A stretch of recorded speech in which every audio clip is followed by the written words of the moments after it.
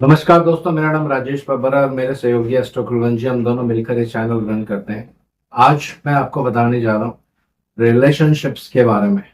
बहुत detailed topic है ये, और इस पर मैं कोशिश करूंगा एक या दो या तीन वीडियोस में कवर करूंगा, क्योंकि अलग अलग टॉपिक्स इसमें मैं लेने वाला हूँ। तो रिलेशनशिप्स मतलब अपनी वाइफ के साथ आपका रिलेशनशिप कैसा रहेगा, यंगर सिबलिंग्स के साथ रिलेशनशिप कैसा रहेगा, मदर फादर, आपके अंकल्स या और भी जो भी आपके रिलेटिव है, कजन सिस्टर, पार्टनर्स, या अगर आप कोई पार्टनरशिप करते हैं तो ये सब आप कुंडली में कैसे देख सकते हैं। इसमें दो विधियां होती हैं, इंडिविजुअल भी हम देख सकते हैं और दोनों कुंडलियों को कंपेयर करके भी देख सकते हैं। तो ज्यादातर ये जब आप मैरिज के रिलेटेड कुंडलियों की कुंडली मिलान करेंगे उसमें भी आपके बहुत काम आने वाला है। तो अलग अलग ढंग से इसको मैं कवर करूंगा। तो स्क्रीन पे आप देख रहे होंगे 7 ग्रहों के रिलेशनशिप होते हैं, जो आपको पहले समझ लेने हैं कि ये क्या चीज होती है। तो एक एक करके मैं आपको एक्सप्लेन भी करूंगा। तो वीडियो रन करने से पहले भगवान गणेश जी और भगवान शनिदेव से आराधना करूंगा सबके घर में सुख और शांति बनाए रखें। अगर आप हमारे चैनल पर नए हैं तो वीडियो को शेयर करें अपने फ्रेंड्स, अपने रिलेटिव्स के साथ, और हमारे चैनल को सब्सक्राइब करें। तो चलिए आइए वीडियो रन करते हैं, ज्यादा समय आपका नहीं लेंगे। जैसे कि आप स्क्रीन पर देख रहे हैं, तो पहला रिलेशनशिप जो प्लैनेट्स का होता है वो होता है 311 रिलेशनशिप। 311 का मतलब क्या होता है, कोई ग्रह अगर आपकी कुंडली में यहाँ पे है और एक ग्रह अगर यहाँ पे है तो इन दोनों का आपस में एक रिलेशनशिप माना जाता है, जिसको 311 कहते हैं। 311 इसलिए, अगर आप यहाँ से गिनेंगे तो ये तीसरा आएगा, अगर आप यहाँ से गिनेंगे तो ये 11वां आएगा। 311 रिलेशनशिप जब दो ग्रहों के बीच में बनता है, ये प्रचंड कुंडली में भी बहुत अच्छी तरह यूज किया जाता है। इसका मतलब होता है ये दोनों ग्रह आपस में एक दूसरे को सपोर्ट करने वाले हैं। अब यहाँ पे थोड़ा सा डिफरेंस क्या आने वाला है, अगर सपोर्ट करने वाले ग्रह दोनों मित्र हैं तो सपोर्ट बहुत अच्छी रहेगी, लेकिन अगर दोनों सपोर्ट करने वाले ग्रह शत्रु हैं तो कहीं ना कहीं ये सपोर्ट करना तो चाहते हैं लेकिन कर नहीं पाएंगे। जैसे शुक्र और सूर्य अगर आपके 311 एक्सेस में है तो ये दोनों शत्रु है। ये भी आपको पता होना चाहिए कि कौन सा ग्रह शत्रु है, कौन सा ग्रह मित्र है। ये हर बेसिक बुक्स में मिल जाएगा, लेकिन मैं कोशिश करूंगा इस पे भी एक स्क्रीनशॉट आपको शेयर कर दूंगा। तो जब दो शत्रु ग्रह जैसे शुक्र और सूर्य मैंने बताया, तो चाहते हुए भी कॉपरेशन नहीं कर पाएंगे, या कभी कभी इस तरह का सिनेरियो भी देखा जाता है कि इनडायरेक्टली एक दूसरे को कॉपरेट करते हैं। अब आगे चलते हैं। दूसरा रिलेशनशिप होता है 6-8। 6-8 मतलब एक ग्रह आपकी कुंडली में यहाँ पे है, दूसरा ग्रह कुंडली में यहाँ पे है, तो इससे गिनेंगे तो ये छठा आएगा, यहां से गिनेंगे तो ये 8वां आने वाला है। 6-8 रिलेशनशिप बहुत ही खराब तरह का एक रिलेशनशिप माना जाता है ग्रहों के बीच में, और ये बहुत प्रॉब्लम्स क्रिएट करता है। इसको आने वाली वीडियोस में स्टडी भी करेंगे, कैसे एक कुंडली और दूसरी कुंडली में जब छठे आठवें ग्रहों का संबंध रहता है तो किस तरह से नेगेटिव प्रभाव देखने को मिलता है। तीसरा होता है 212। एक ग्रह आपका यहाँ पे है, एक यहाँ पे है, तो दोनों एक दूसरे से 212 का संबंध बनाते हैं। यह भी एक खराब संबंध माना जाता है ग्रहों के बीच में। जब इस तरह का संबंध दो शत्रु ग्रहों के बीच में होगा तो यह विनाश का कारक बन जाता है। उसके बाद संबंध होता है केंद्र संबंध।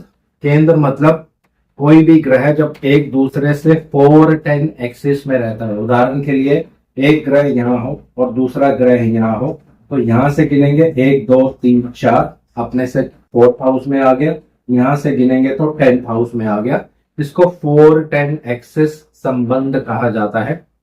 4-10 एक्सिस संबंध कैसे काम करता है, एक पार्टनर तो आपको सपोर्ट करेगा, यानी एक ग्रह तो आपको सपोर्ट करेगा, लेकिन दूसरा ग्रह इतना ज्यादा सपोर्ट नहीं करेगा। अगर ये मित्रों के बीच में बनता है तो फिर दोनों सपोर्ट करेंगे, लेकिन अगर शत्रुओं के बीच में बनता है तो जैसे मैंने आपको पहले बता दिया, एक सपोर्ट करेगा, दूसरा सपोर्ट नहीं करेगा। उसके बाद एक बहुत ही महत्वपूर्ण संबंध है, वो है त्रिकोण संबंध। यहाँ पे एक ग्रह बैठा हो, यहाँ पे एक ग्रह बैठा हो, तो दोनों एक दूसरे से 5-9 एक्सेस में आ जाते हैं। ये भी इमोशनल सपोर्ट देते हैं। अगर मित्र होंगे तो बहुत इमोशनल सपोर्ट रहेगा, शत्रु होगा कुछ परसेंट इमोशनल सपोर्ट जरूर रहता है। तो ये भी एक बहुत अच्छी पोजीशन जो है वो मानी जाती है। तो 7 तरह के संबंध होते हैं। अब 7वां कौन सा संबंध है, छठा कौन सा संबंध है? तो 7 तरह के संबंध होते हैं। अब एक संबंध होता है जब दोनों ग्रह एक ही राशि में होते हैं, यानी यहाँ पे आप मान लीजिए या यहाँ पे आप मान लीजिए, 2 ग्रह अगर बैठे हैं एक ही भाव में एक ही राशि में, तो ये बहुत ही स्ट्रॉन्ग संबंध माना जाता है, लेकिन ये दोनों मित्र होने चाहिए।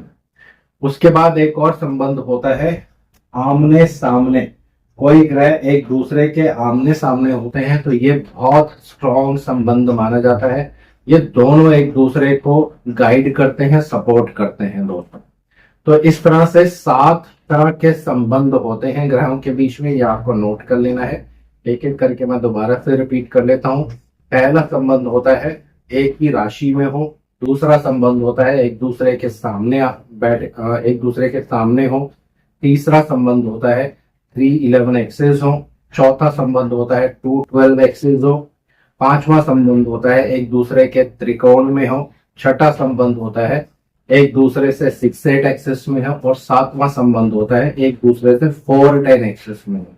ये कुंडली मिलान करते वक्त और रिलेशनशिप के बारे में देखने वक्त बहुत महत्वपूर्ण काम आने वाले कॉम्बिनेशन हैं जो आपको अच्छे से पता होने चाहिए।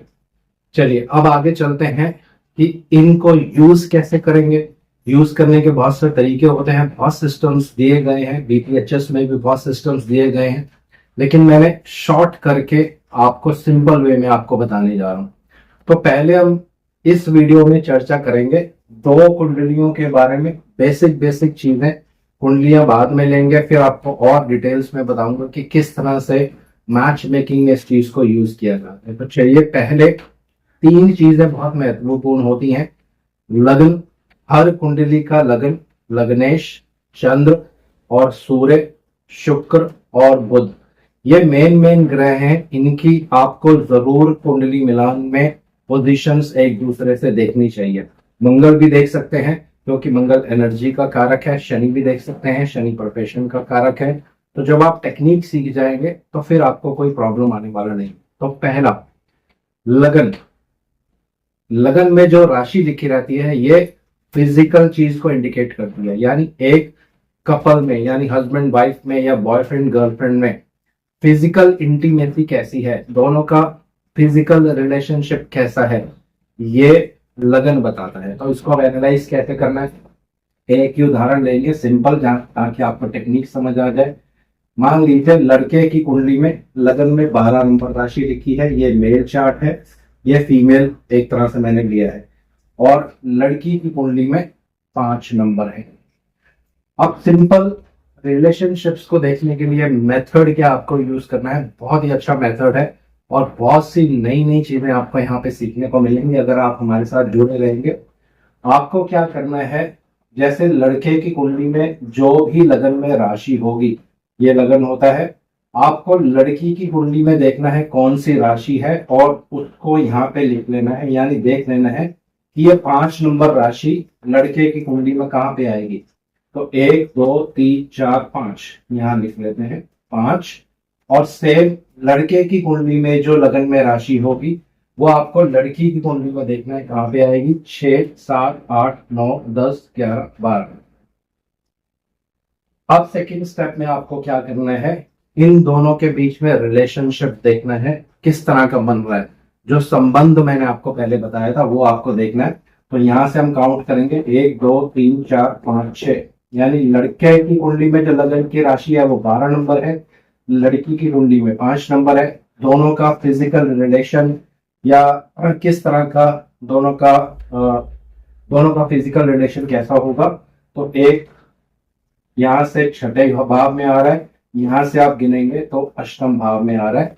तो यानी पहला जो संबंध है, यानी लगन में जो राशि है, ये बहुत महत्वपूर्ण होती है। इसको असेंडेंट कहते हैं, लगन कहते हैं। लगन में राशि, उदय लगन भी इसको कहा जाता है। अगर ये 6-8 एक्सिस में होगी दोनों कपल्स के या दोनों गर्लफ्रेंड बॉयफ्रेंड के, तो फिजिकली आप दोनों एक अच्छे तरीके से बिहेव नहीं कर पा रहे हैं, वहां पे प्रॉब्लम है। लेकिन ये सिर्फ अभी फर्स्ट नियम है, इसके बाद और ग्रहों की पोजीशंस भी इसमें जरूर देखनी होती है। जैसे जैसे ये वीडियो आगे बढ़ेगी या जैसे जैसे इसके सेकंड थर्ड पार्ट्स आएंगे और चीजें आपको क्लियर होती जाएगी। लेकिन एक पहले ग्लांस में यानी पहली नजर में हमने ये देख लिया कि दोनों की लग्न राशि आपस में 6 से 8 एक्सिस में आ रही है, तो संबंध जो है फिजिकल संबंध अच्छा नहीं है। ये पहला रूल हो गया। अब सेकंड आपको देखना है कि चंद्रमा चंद्रमा बहुत इंपॉर्टेंट रोल प्ले करते हैं जब रिलेशनशिप्स की बात आती है, क्योंकि चंद्रमा आपका माइंड है, इमोशंस है, किस तरफ आपकी इमोशंस जा रही हैं। कहीं ऐसा तो नहीं है कि सारी चीजें कुंडली में मैच कर रही हैं लेकिन इमोशनल बॉन्डिंग ही नहीं है दोनों हस्बैंड वाइफ के बीच में। ये चेक करना बहुत जरूरी होता है किसी कपल के बीच में या किसी गर्लफ्रेंड बॉयफ्रेंड के बीच में। अब इसको एक उदाहरण से लेते हैं समझने के लिए। मान लीजिए लड़के की कुंडली में चंद्रमा यहाँ पे है और लड़की की कुंडली में 6 7 8 9, यहाँ पे 9 नंबर आएगा। लड़की की कुंडली में चंद्रमा यहाँ पे है, चंद्रमा मतलब मून।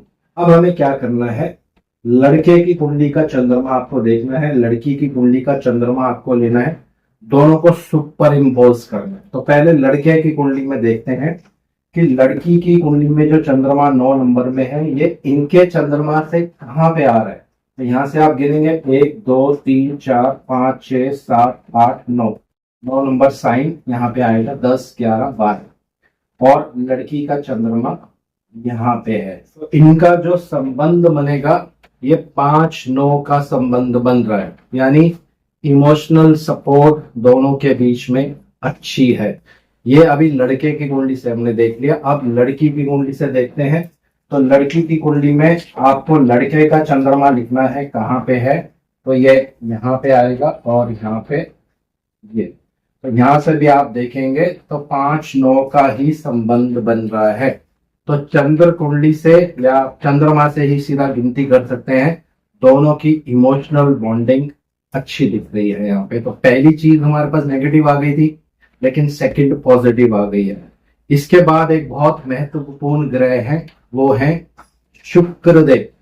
शुक्र डिजायर के कारक हैं, सेक्सुअल रिलेशनशिप के कारक प्लैनेट माने जाते हैं शुक्र। अगर शुक्र दोनों की कुंडली में अच्छी बॉन्डिंग में नहीं होंगे यानी संबंध अच्छा नहीं बनाएंगे तो कहीं ना कहीं फिर मैरिज में बहुत प्रॉब्लम्स आनी शुरू हो जाती हैं दोस्तों। ये बहुत ही महत्वपूर्ण ग्रह हैं। तो सेम रूल वही है, आपको देखना है कि लड़के के शुक्र कहाँ पे। उदाहरण के लिए हम ले लेते हैं कि लड़के के जो शुक्र है वो यहाँ पे है, वीनस। लड़के के शुक्र यहाँ पे है और जो लड़की का शुक्र है वो भी यहाँ पे है। सेम दोनों की कुंडली में सेम 12 नंबर में ही आ रहा है। अब इसको कुंडली में आपको दोनों कुंडलियों में सुपर इम्पोज करना है और चेक करना है। अब यहाँ पे एक चीज बहुत इंपॉर्टेंट है, लड़की की कुंडली में लगन से अष्टम भाव में सूर्य शुक्र जो है वो बैठे हैं, ये एक नेगेटिव पॉइंट है। अब इसको सुपर इम्पोज करते हैं। तो सुपर इम्पोज करेंगे तो दोनों की कुंडलियों में आप देखोगे ये 1-1 संबंध बना रहा है, यानी दोनों सेम ही राशि में आ जाएंगे। तो लड़के के लिए तो लड़की के साथ फिजिकल, लड़के के लिए क्योंकि शुक्र लगन में है तो जब आप लड़की की कुंडली का शुक्र भी 12 नंबर में लड़के की कुंडली में लाओगे तो संबंध बहुत अच्छा यहाँ पे दिख रहा है, सेक्सुअल रिलेशनशिप अच्छा दिख रहा है। लेकिन जब हम लड़की की कुंडली में लड़के के शुक्र को यहाँ पे लिखेंगे तो ये दोनों अष्टम भाव में आ रहे हैं। ये चीज भी हमें साथ साथ धीरे धीरे प्रैक्टिस करनी है, वो भी मैं आपको सिखाऊंगा। तो कहीं ना कहीं लड़की जो है एक सेक्सुअल रिलेशनशिप को इतना सपोर्ट नहीं करेगी, लेकिन लड़के की कुंडली में सपोर्ट आपको बहुत अच्छी दिख रही है। तो थोड़ा सा यहाँ पे मैरिड लाइफ में ट्रबल हमें दिखता हुआ नजर आ रहा है, क्योंकि सिर्फ चंद्रमा ही एक ऐसे प्लैनेट है जो इमोशनल बॉन्डिंग दे रहे हैं, लेकिन लगन इमोशनल बॉन्डिंग, लगन की जो राशियां हैं ये आपस में मैच नहीं कर रही हैं। शुक्र भी कहीं ना कहीं लड़की की कुंडली में इतनी ज्यादा अच्छी प्लेसमेंट में नहीं है और 1-1 का रिलेशनशिप बनाने के बाद भी इतना स्ट्रॉन्ग पोजीशन नहीं दिखा रहा है। चौथा प्लैनेट होता है बुधदेव। हालांकि सब ग्रहों को आप इस तरह से मैच कर सकते हैं, लग्नेश को भी मैच कर सकते हैं। बुध इसलिए क्योंकि ये आपकी इंटेलिजेंस है, दोनों में इंटेलिजेंस कितनी है ये भी आपको देखनी पड़ेगी, ये भी कुंडली मिलान में मैच करना पड़ता है।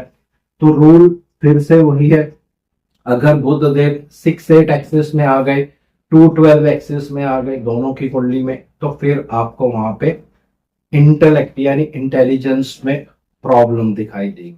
तो ये एक सिंपल रूल है, अपने रिलेशनशिप्स को आप कैसे स्टडी कर सकते हैं, क्या रिलेशनशिप अच्छा रहने वाला है, आगे जाके प्रॉब्लम तो नहीं आएगा। तो ये एक बेसिक टूल है, ये अभी सिर्फ बेसिक सिंपल टूल मैंने आपको यहाँ बताया है, इसकी बहुत सारी लेयर्स हैं।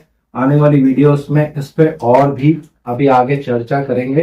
तो ये 4 ग्रह आप जरूर एनालाइज करिए कुंडली में। सूर्य देव को भी आप यहाँ पे ले सकते हैं, क्योंकि सूर्य देव आत्मा के कारक हैं। आत्मा का दोनों का कनेक्शन कैसा है कुंडली में, ये भी बहुत इंपॉर्टेंट रोल प्ले करता है। लेकिन ये 4 चीजें बहुत महत्वपूर्ण है। पहली, दोनों की लगन की राशियां, दूसरा चंद्रमा, तीसरा शुक्र और चौथा बुध। इन चारों को आप एनालाइज कर लीजिए। अगर चारों नेगेटिव आते हैं तो इसका मतलब एक अच्छी बॉन्डिंग नहीं है आपस में, रिलेशनशिप में प्रॉब्लम चलेगा। और अगर 2 और 2 आते हैं तो फिर एक एवरेज लाइफ आपकी चलती रहेगी। 3 नेगेटिव आएंगे तो प्रॉब्लम है। आपको अपने कॉमन सेंस के हिसाब से थोड़ा सा इंट्यूशन पावर भी यहाँ पे लगाना पड़ेगा। ये सारी चीजें आप एनालाइज कर सकते हैं। तो इसको सेकंड पार्ट में आगे कंटिन्यू करेंगे। आज इस वीडियो को यहीं विराम दे रहा हूँ। आशा करता हूँ सब कुशल मंगल होंगे। भगवान शनिदेव की आराधना करूंगा, सबके घर में सुख और शांति बनाए रखें। जय शनिदेव।